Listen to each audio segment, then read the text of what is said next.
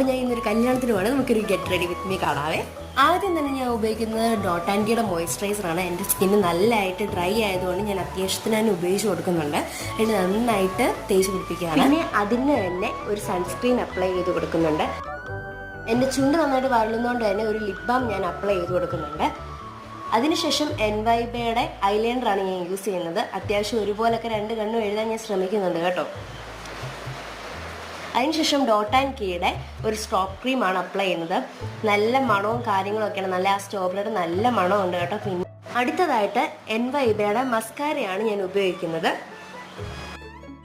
അത് കഴിഞ്ഞ് ഞാൻ ഒരു മാഴ്സിൻ്റെ ലിപ് ലൈനർ യൂസ് ചെയ്യുന്നുണ്ട്. അതിനോടൊപ്പം തന്നെ മാഴ്സിൻ്റെ 60 എന്ന് പറയുന്ന ഷെയ്ഡിൻ്റെ ലിപ്സ്റ്റിക്കും കൂടെ ഞാൻ ഉപയോഗിക്കുന്നുണ്ട്. നല്ലൊരു ഷെയ്ഡും കാര്യങ്ങളാണ്, എൻ്റെ ഫേവറേറ്റ് ലിപ്സ്റ്റിക്കാണ് കേട്ടോ അത്.